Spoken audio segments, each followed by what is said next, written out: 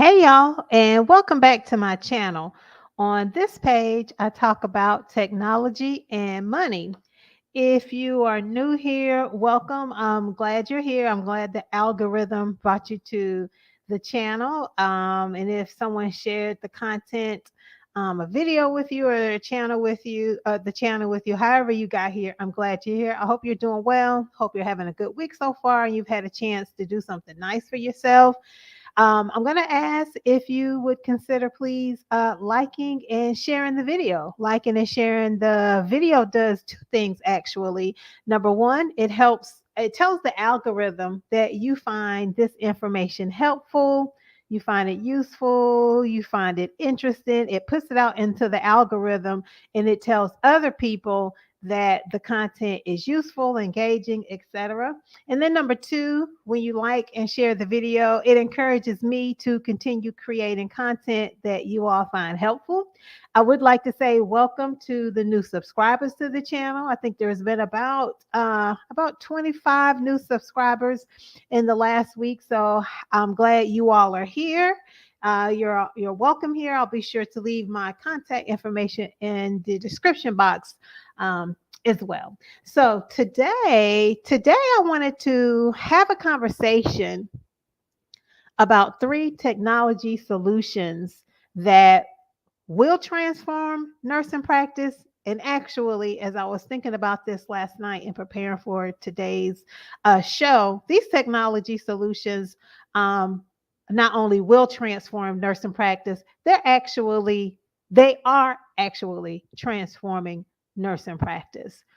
And then also how to adapt for a digital workplace in healthcare. And I have talked about like digital health. I think I did a video, not I think, I know I did a video last year around digital health that I found in the Harvard Business Review. I did a short video on an article I came across, and I'll be sure to link that in the description box.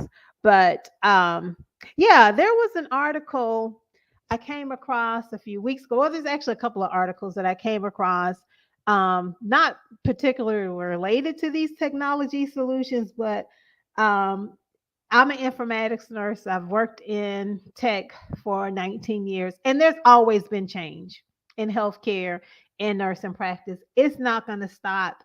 It's going to, the use of technology has been there for years. It's going to continue to evolve. I've seen it escalate since late 2019 to early 2020. We all know what happened then. So I have just seen it just to continue to evolve. And I want to talk about three technology solutions. And again, this is just my opinion. This list is not inclusive of every technology. It is not. I want to make that clear because there are a lot of technology solutions that are transforming nursing practice and changing how we work in our profession in all specialties. But I wanted to have a conversation about we already know how technology has changed how we live, how we play, how we do life. Other industries have changed and been impacted by technology solutions and the evolution of tech. The fast food industry, manufacturing, sports.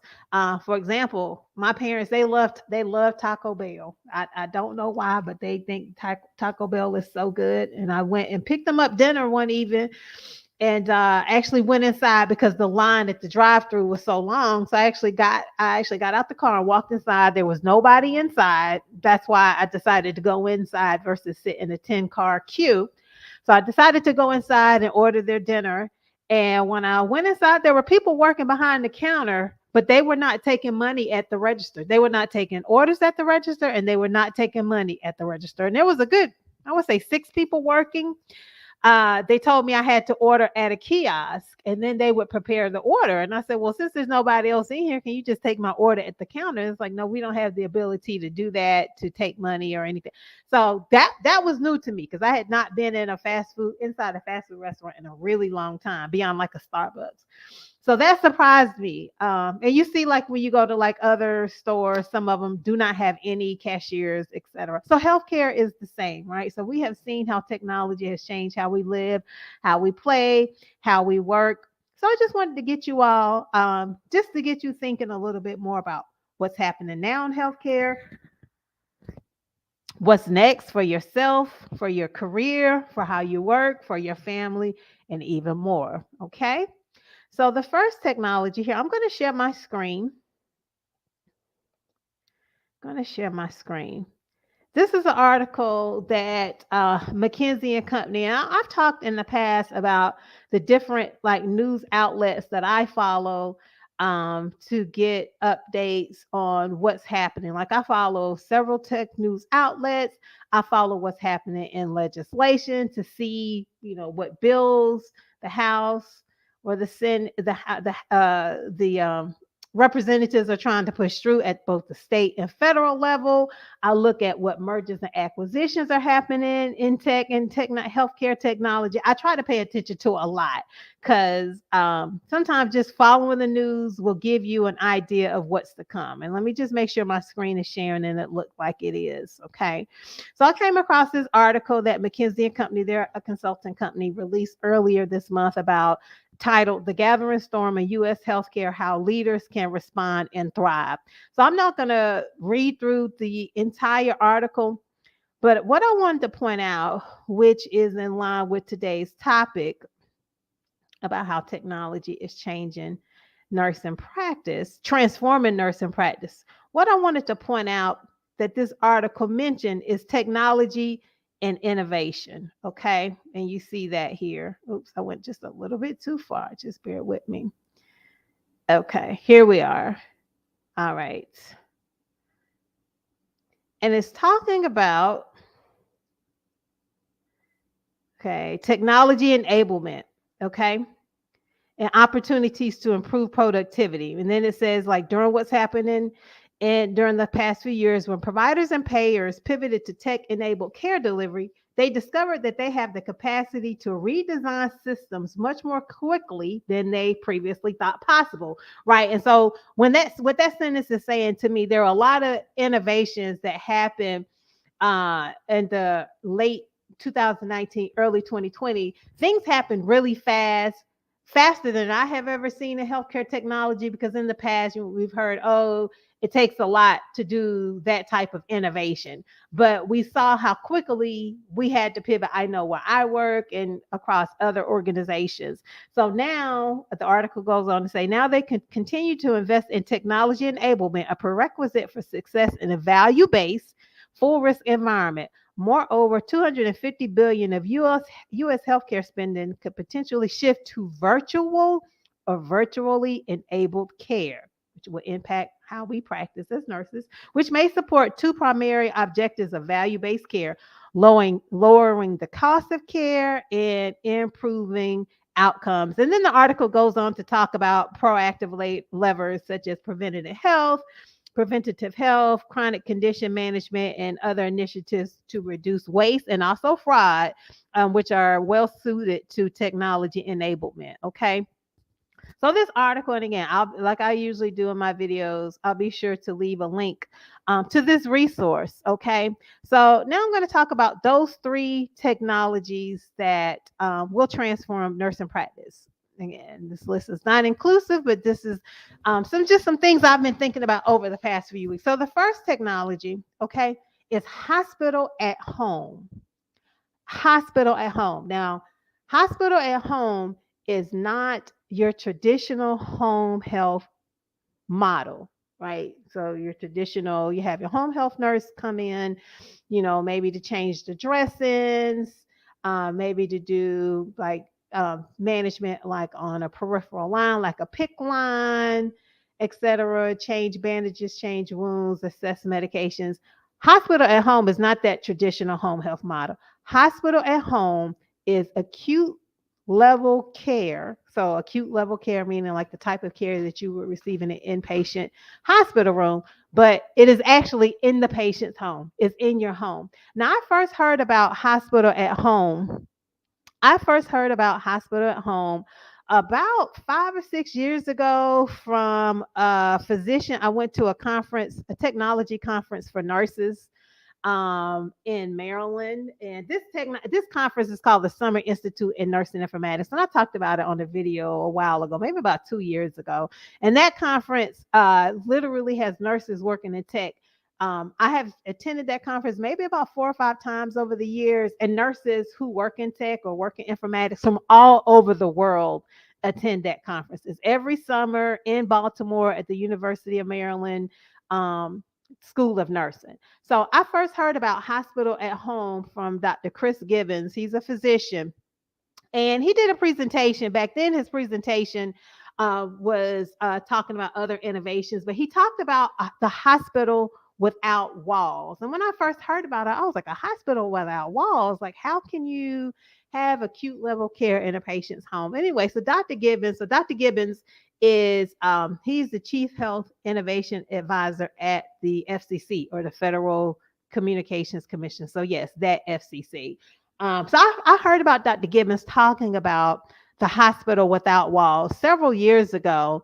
And with the last 2.5 years, what we have seen with the pandemic, the rise of hospital at home has grown even more. So this is one innovation that's definitely changing, transforming nursing practice. So let me just do a quick I've talked about what hospital at home is, but let me just give you the true definition from the American Hospital Association. Can y'all see that? Okay, let me make it a little bit bigger for you.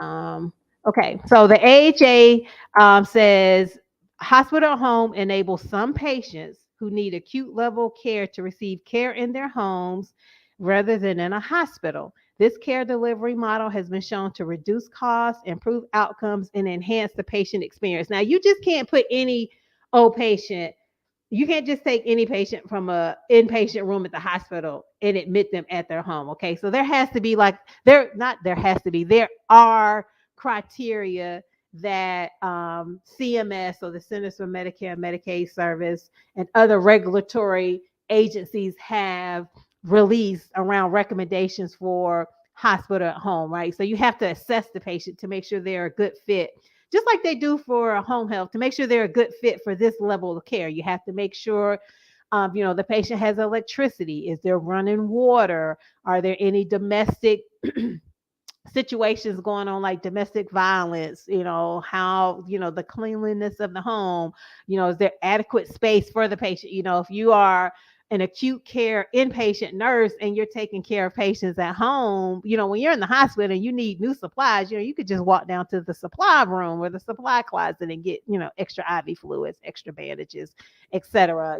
So there are some considerations that need to be taken into account for having inpatient care, acute level care in a patient's home. And I believe that this hospital at home, now there are several very large health systems that have hospital at home programs. If you do a quick internet search, you can see those health systems who have established hospital at home programs. It seems like at least once a month I hear about another health system that is rolling out. But I think about how this hospital at home and this technology, and having those remote monitoring technologies for our patients, like for physiological monitoring for like blood pressure and blood sugar and medication compliance. There are now smart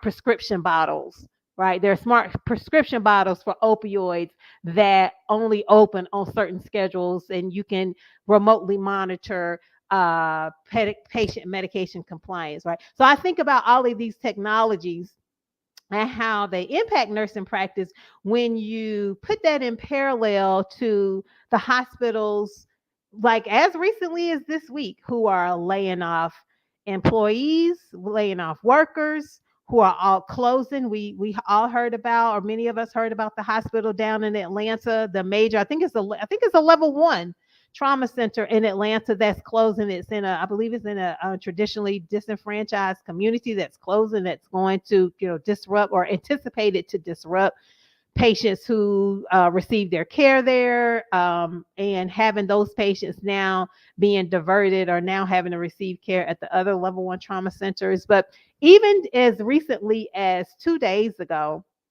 um, Becker's, and I've talked about Becker's in the past, how Becker's is a good place to get your tea, your healthcare technology tea and other types of tea.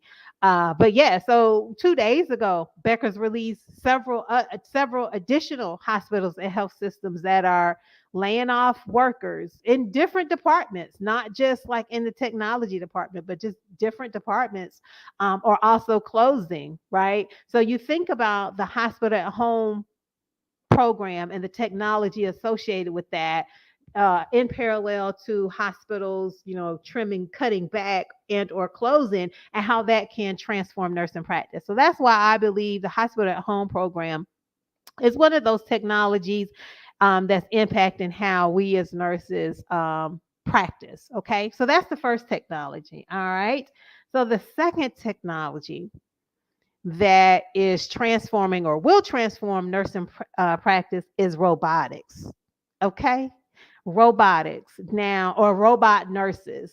Now, people would say, "Oh, a robot can't take the place of a nurse." Well, can they? Right. So when you do an internet search on robotics and nursing, you think about how those robotics, that technology, can supplement nursing practice at the bedside, those repetitive type tasks, or like lifting and turning a patient.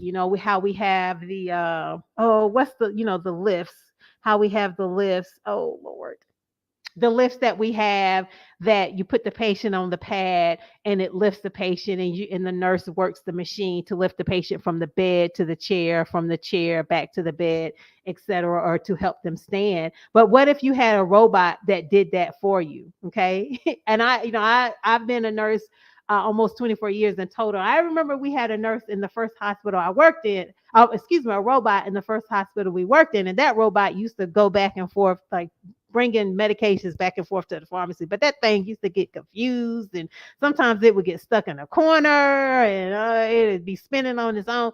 So since that point in time, robotics and their use in nursing has definitely evolved. MIT has a robot that they have worked on. There are other robotics companies, okay?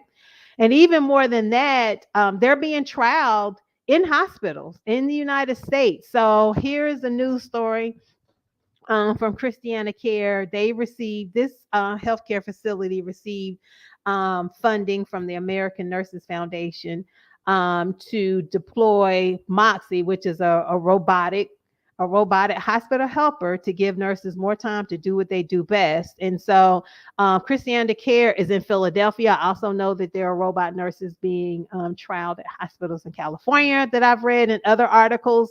But this robot, a collaborative robot, or what they call a cobot, can assist in the hospital by making deliveries, performing other non-clinical tasks, so that nurses and other clinical staff can spend more time focused on what they do best, caring for patients.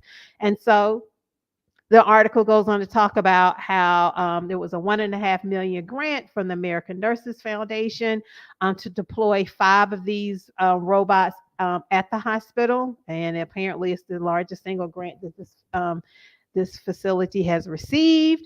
And then they talk about research from the Journal of Nursing Management, how we as nurses at the bedside spend a significant amount of time, up to 33% of your shifts, a third. That's a lot of time. If you think about, if you're working on the floor or at the bedside, and 33% of your shift is spent on simple tasks such as running down to the lab, collecting supplies, going to the pharmacy to pick up medications, run it down to the blood bank to pick up bags of blood or platelets, right? That's a lot of time, a third of your time. So, when you add up that time, it could be, when you collate all that time, add it up, it can be a lot, right? But then if you had a technology tool to free up and to do that work, that repetitive work, that transforms the care that you provide for your patient, being there and doing other more skilled tasks that we as nurses at the bedside do. And so then it talks about the robot, and what it's designed to do. This particular one is designed to share the workspace and interact directly with the staff. They're integrated into the electronic health record and use artificial intelligence to proactively identify when nurses will need equipment, supplies, medications, and lab tests. If you're still at the bedside, how much time have you spent running around your own unit or other units looking for the bladder scanner? Looking for a bladder scanner, right? Or looking for a PCA key, searching for that. Who had the PCA key last? Where is the PCA key? Where is the bladder scanner? Things like that. If you had a non-human that can do those tasks and free you up to do other things. And the interesting thing about this tool, this technology, this robot, it being integrated into the electronic health record. I've talked about, I believe on TikTok or on this channel, how every single thing that you do in the electronic health record or the EHR is a data point. It is a breadcrumb. Somebody somewhere on the back end is using, if you're documenting something like a Braden score or a fall score, or doing your purposeful rounding, somebody on the back end is running some type of data and analytics. So just think about that. So this technology tool, this robot is integrated into the EHR. And then this article goes on to talk about how it's reimagining nursing, how they're looking to transform, generate new knowledge, transform nursing practice, generate new knowledge, move the science forward in both nursing and in healthcare in general. So yeah, y'all. I think it's interesting. It goes on to talk about some features, social intelligence, how this robot will not bump into people or objects in hallways. It waves when it sees someone new, poses for selfies. So I think about that old robot that we had at my first facility. That thing, it used to get confused all the time. Just it gets confused. But this one looks like it's way more advanced. Mobile manipulation. It has a robotic arm. It has human guided learning. So the more that it's used, the more that it learns. That's the AI piece. That's how artificial intelligence works. The more you use it, the more data it receives, the smarter it gets. And it talks about how it has a friendly design, this robot, and how it's a helper and just additional things that it does to help the nurse's day. They talk about how it helps alleviate burnout and staffing shortages. Now, I did see another robot, a nurse robot, that I was trying to find the article and I could not in time for this video, but of how it's over in Japan and how they're actually using it to assist with like lifts and turns, reduce the injury of the nursing staff, from lifting and turning patients. So yeah, y'all, that's the second technology I wanted to talk about and share that will transform nursing practice, but it is transforming nursing practice. And the third technology, okay, and I've talked about this one in the past, and I've mentioned it on this one here, and that's artificial intelligence, okay? And even beyond that, digital health and how it's even more embedded in hospital operations, the work that we do as nursing, everything that you do in an electronic health record is a data point. It can be breadcrumb and tracked, and it can be fed into an artificial intelligence tool to help clinicians, us as professionals, make smarter decisions. So we know, or if you're not aware, artificial intelligence is being used in healthcare for like early surveillance. So, physiological monitoring. There's AI tools that can predict if a patient is going to go septic up to 18 hours before the patient actually goes septic.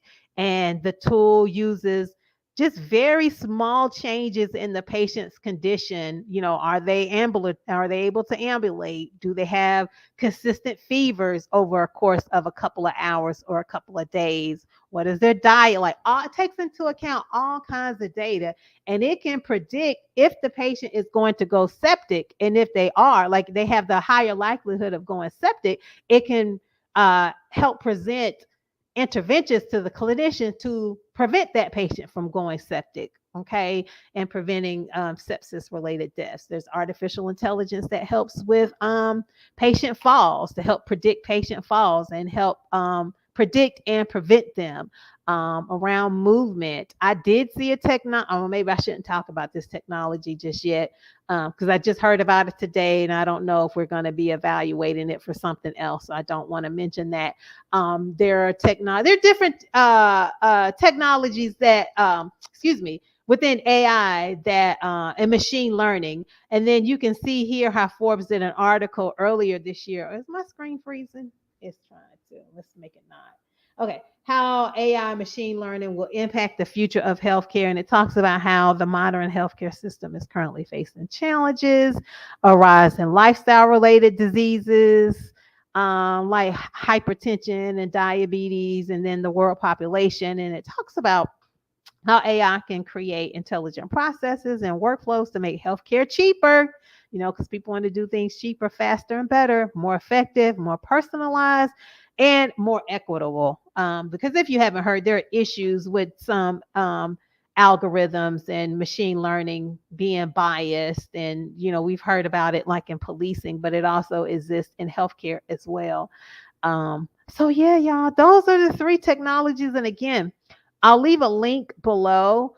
The last thing I was going to share, link below to all the technologies that I talked about in these articles. But the last thing I wanted to share that I came across just today. Now, this article is from last week, but I got behind in my reading. But it talks about how the chief nurse informatics officer role has evolved. So, if a CNIO is an informatics nurse or a technology nurse that is at the level of other executives. So they exist at the same level in healthcare, such as the chief executive officer, the chief financial officer, the chief digital strategy officer, etc. So in this article, they talked to 12, this news outlet talked to 12 chief nurse informatics officers about what has changed about their roles in recent years.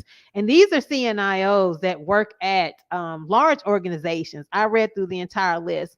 But what pointed, and I won't read through all the input from all these CNIOs, but I did want to point out one thing one CNIO mentioned about technology in nursing. Let's see if I can find it. Oh, yes.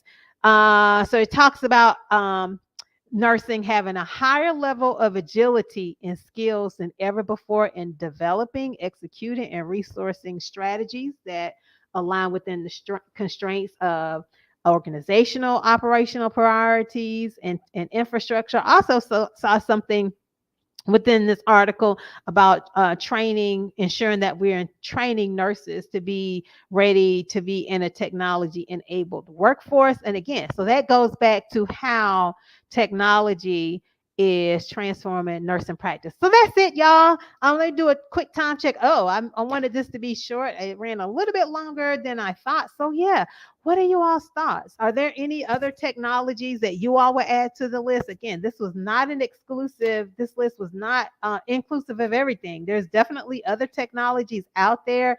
I'd love to hear from you guys. Leave a comment below, or you can send me a message. Please like and share this video if you made it this far, and consider subscribing to the channel. I appreciate it, and I will see you in the next video.